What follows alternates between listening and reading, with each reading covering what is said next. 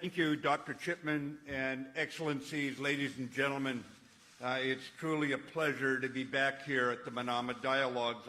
A special thank you, Foreign Minister, to Bahrain for its traditional and well-known warm hospitality. To borrow the words of a former U.S. ambassador to the Court of St. James and Chairman of the Joint Chiefs of Staff, Admiral William Crowe, Bahrain has, and I quote here, pound for pound, proven itself to be one of the strongest arbiters for peace and stability in the region. So thank you very much to Bahrain for its continued leadership in this regard. Hosting the Manama Dialogue is, I think, a prime example of Bahrain's leadership, making clear that the size of a nation's territory does not determine the impact of its commitment to regional security. And now in its 14th iteration, this worthwhile forum, the Manama Dialogue, brings together from across the Middle East and across the globe those committed to crafting a better future and exchanging ideas and sharing best practices. We owe thanks to IISS and to all the people of this kingdom for the opportunity to work together for peace. As I was falling asleep last night, I was thinking about what the King of Jordan's words conveyed to all of us at dinner in that very short, very succinct, but very hard-hitting set of remarks that were delivered in his behalf. And he said that hope, when working for sustainable peace, cannot be unilateral. We must work together to offer hope to all, to carry out our collective responsibility. And I think that to create peace, it's our obligation to the next generation. And in the spirit of a multilateral hope, that is how I want to offer my views today on the U.S. role in the changing Middle East. I think more importantly, I come to listen to your perspectives because while I frequently visit this region, many of you live here, and I am a good listener. When you have ideas, I take notes. So I'll speak for a few minutes before leaving time for questions, and I look forward at that point to hearing your question, but especially your insight on how we can together further bolster cooperation to meet our shared challenges in the region. Today, to quote former Secretary of State George Shultz, the world is awash in change. The Middle East sits at the center of an increasingly complex security environment impacted by the return of great power competition and enduring threats from actors that seek to undermine the rules-based international order. While some do not share our vision for a peaceful, prosperous, and stable region, the United States remains committed. I am here today. The United States is here in the Middle East, and we are committed to working alongside like-minded partners to reinforce durable and dynamic international responses to regional challenges. For we understand a stable Middle East underpins a stable world. Instability does not respect national borders. It grows and spreads if left unchecked. This region is critical to the international economy. While America may not require Middle Eastern oil for its own internal economy, our markets rely heavily on it. And beyond economic factors, the people of this region deserve peace just like everyone else. Like-minded nations here today do not seek war or conflict, yet we cannot ignore the malign influence and destabilizing behavior pursued by violent extremist organizations and by Iran's outlaw regime, to borrow U.S. Secretary of State Pompeo's recent words.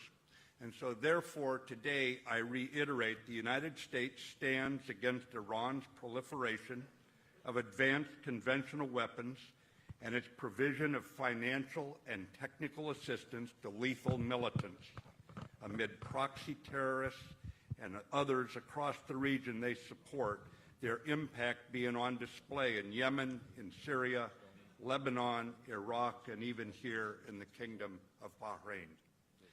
In Yemen, Iran continues to export missiles, rockets, and unmanned aerial systems the Houthi militants in violation of United Nations strictures. Over the past 18 months, Houthis have launched more than 100 missiles at Saudi Arabia, including civilian targets like the King Khalid International Airport. Iran's support prolongs and expands the conflict in Yemen, adds to humanitarian suffering, threatens critical waterways, and disrupts efforts for sustainable peace. In addition, al-Qaeda leadership's use of Iran as a safe haven, widely acknowledged amongst extremists, is unacceptable to the international community and senseless in terms of what is in the best interest of the unfortunate Iranian people saddled with a regime focused on creating pandemonium and violence beyond its borders. We stand against Iran's unsafe, even reckless behavior in the maritime domain, like the July attacks on international shipping by Iranian-supplied Houthis in the Bab el-Mandab. These behaviors flout freedom of navigation and disrupt maritime security and global trade. We stand against Iran's conducting destructive and costly cyber attacks against sovereign nations and corporations. We stand against its testing and proliferation of missile systems in contravention of international mandates, irresponsibly spreading these threats to Syria, Lebanon, Yemen, and elsewhere. The fact they operate through proxy forces does not lessen the Iranian regime's culpability, nor will it lessen their accountability by the international community. And we will not stand idly by any attempt by the Iranian regime to pursue a nuclear weapon.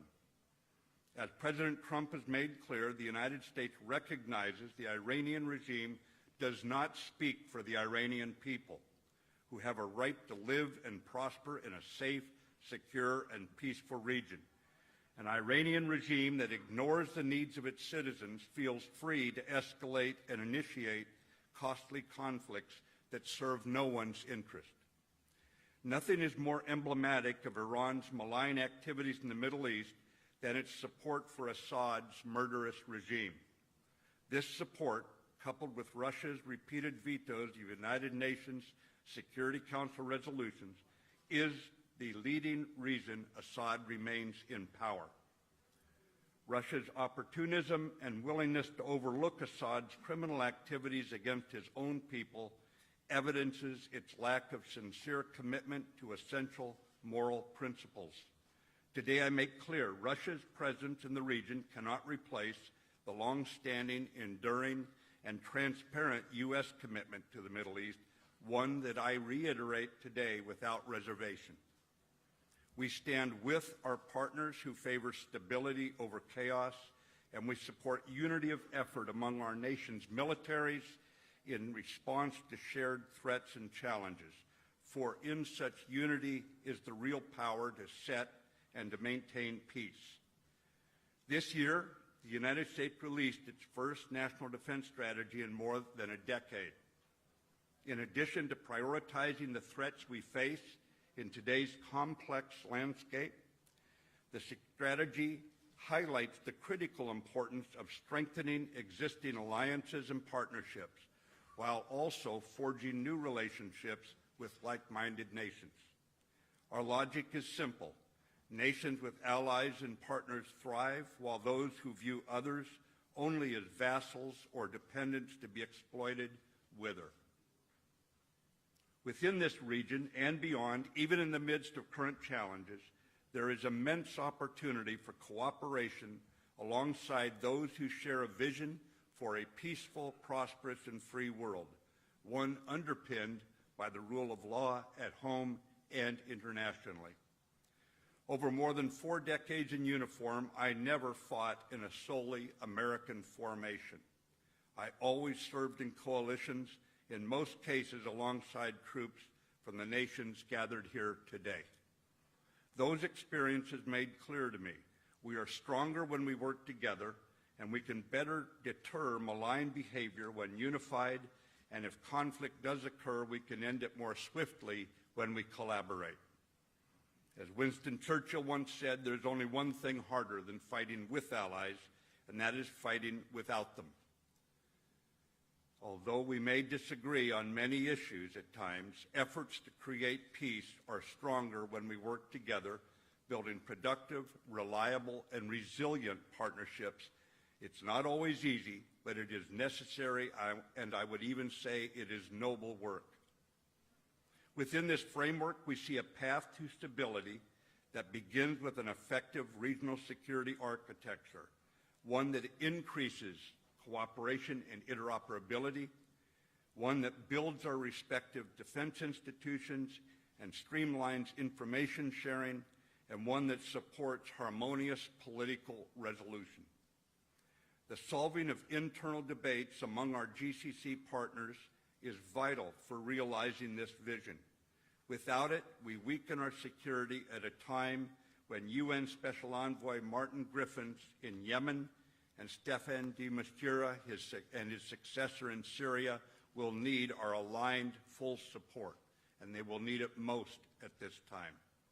That is why the United States supports ongoing discussions to explore the formation of an inclusive Middle East Strategic Alliance, what we call MESA, a concept born here in this region and one that brings together all partners to productively and effectively address shared challenges. The United States is committed to working by, with, and through allies and partners across the region to make this concept a reality and reinforce deterrence of hostile actions. The power of collaboration is evident in all we have accomplished and continue to achieve together to counter destabilizing behavior from the maritime, cyber, air and missile domains, and to counter proliferation and counterterrorism. There have been successes we know. In the maritime domain, the United States will continue to work alongside your nations to ensure freedom of navigation and transit of international waters.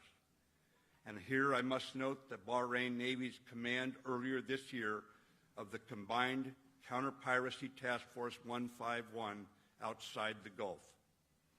Our Fifth Fleet, based here in Bahrain, and our coalition maritime partners remain resolute in our determination to keep the seas free from illegal interference and illicit trafficking in weapons, in drugs, and in people by patrolling together in these waters and conducting joint maritime security operations to permit peaceful commercial use by all nations engaged in lawful pursuits. In the cyber domain, the Department of Defense will continue to share with our partners the cyber lessons that we have learned as we work together to strengthen your resilience against destructive cyber attacks on critical systems. Further, we stand ready to support our partners and allies should nefarious actors attack them in the cyber domain. In the air and missile domain, the United States will continue to strengthen partner defenses by sharing our best technology, permitting these nations to defend their populations. We will help disrupt malign proliferation of missiles and related technologies, identify and share opportunities to enhance counter unmanned aerial systems efforts, and retain capable air and naval aviation aircraft in the region to detect, deter, and if necessary, confront aggression. I should note here that several nations on the front line confronting air and missile threats have shared their invaluable lessons learned with us, so this is clearly a mutually beneficial effort.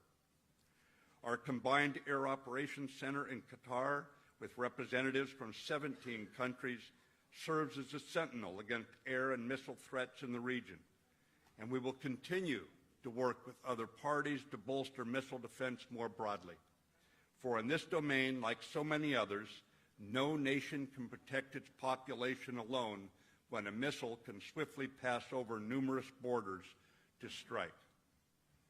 In the counter-proliferation domain, the United States remains committed to working with our partners to ensure weapons of mass destruction stay out of the hands of destabilizing and irresponsible actors far too likely to use them. Across the region, we will work to bolster the capabilities of our regional partners and allies to confront enduring and emerging terrorist threats, sharing intelligence and thwarting nations that leverage terrorism, showing contempt for your sovereignty in their bid to undermine regional stability in pursuit of their radical ideologies. In that pursuit, the Defeat ISIS coalition continues to make critical strides by working together in supporting the Iraqi military. They have liberated ISIS-held territory, and the physical caliphate in Syria has diminished to less than 2% of the land Daesh once controlled. Yet the fight is not over, and we must not grow complacent. In Syria, the 70-nation coalition will continue to root out ISIS remnants and expand space for our diplomats to negotiate for long-term peace in that war-torn country where Assad remains in power only due to the support of Russia and the Iranian regime. We will remain engaged in the fight against extremists as long as they present a clear and present danger to our security and allied interests. But the Syrian conflict requires a political resolution, and we appreciate our partners' tireless efforts to guide the Geneva process under the UN Security Council Resolution 2254. We are deeply aware of the sacrifices many of our partners have made in this effort and continue to make in dealing with the effects of Assad's violence against his own people. Our nations keenly recognize that any battlefield is also a humanitarian field for the innocent caught up in war. I commend those nations, particularly Turkey, Jordan, Lebanon, which have offered safe haven to millions of refugees while proactively countering radicalization among the displaced and vulnerable Syrian people. Thank you for your ongoing efforts to promote stability and to limit further human suffering among a people who have suffered far too much for far too long. The United States also seeks to bolster conditions for peace in the Yemen conflict. As a step toward stabilization, we strive to build the capacity of legitimate Yemeni security forces while strengthening our regional partners' defensive capabilities. I reiterate U.S. support for our partners' right to defend themselves against Iranian-supplied Houthi attacks on their sovereign territory, and at the same time call for an urgent end to the fighting. Going back to what the King of Jordan said, passed in his words last night, in pursuit of this worthy and necessary goal, we resolutely support respected UN Special Envoy Martin Griffiths' efforts to secure a political solution to the war. All wars must eventually end, and the tragedy of Yemen worsens by the day. Enough time has been spent on the subordinate issues. Now is the time to move forward on stopping this war. In November, we must start negotiating the substance of the issues. Compromise must replace combat, and the people must have peace to heal. In Iraq and Afghanistan, the United States stands with NATO and the world's strongest nations, which remain committed to building national security forces capable of defending their populations against threats to their people and their sovereignty. Both nations have conducted elections this year when so-called experts said that would not happen in the face of terror. When skeptics doubted in Iraq and Afghanistan, the people prevailed in the face of it all and the terrorism's efforts. Imperfect the elections may have been, but against the odds, the people still prevailed. Over many years, international troops have fought shoulder to shoulder with Iraqi and Afghan forces. We witness every day the sacrifices the combined forces make to bring security and stability to their homelands. And if the international community will continue to stand alongside them in this effort, they will continue the long, hard journey to peace at home. When opposing voices can be heard in a political process adapted to each nation's culture, one that permits peaceful opposition by giving voice and human rights to all, a nation becomes more secure. When people can speak and be heard calling for peace and for respect for all, the terrorist message of hatred and violence is not embraced. With our collective interests in peace and unwavering respect for human rights in mind, the murder of Jamal Khashoggi in a diplomatic facility must concern us all greatly. As U.S. Secretary of State Pompeo stated, the United States does not tolerate this kind of ruthless action to silence Mr. Khashoggi, a journalist, through violence. Failure of any one nation to adhere to international norms and the rule of law undermines regional stability at a time when it is needed most. As President Trump noted, we're going to get to the bottom of it. So within our democratic form of government in the United States, we recognize, and President Trump has called for, congressional involvement in the matter. Due to the gravity of this situation, I will continue consulting with our President and Secretary of State as they consider the implications of this incident within our broader strategic framework. We will maintain our twin imperatives, as stated by Secretary of State Pompeo, of protecting America and our interests and holding accountable those responsible for this murder. Our Secretary of State has already revoked visas and will be taking additional measures as the situation is clarified.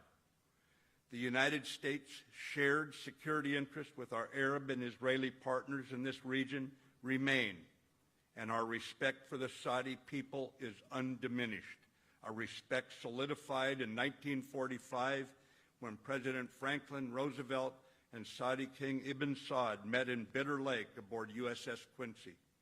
We maintain our strong people-to-people partnership, knowing that with our respect must come transparency and trust, as indicated by President Trump, Secretary of State Pompeo, and European leaders alike.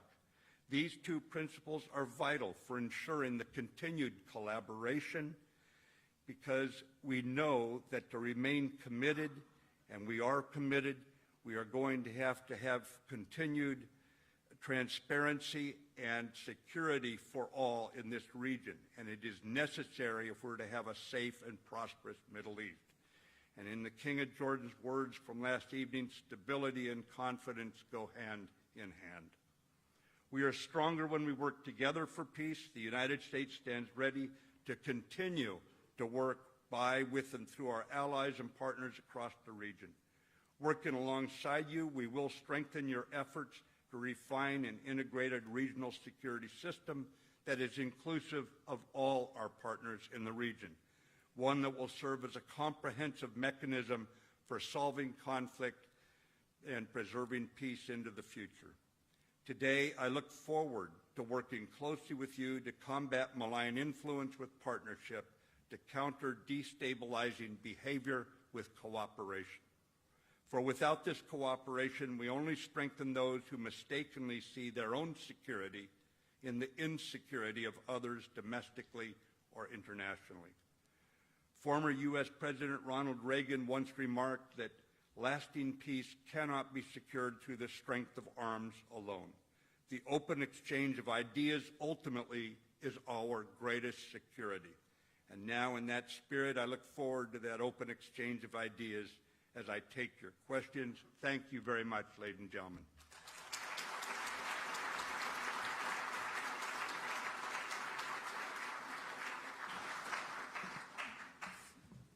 Thank you very much, Secretary of Defense, for that splendid statement. We have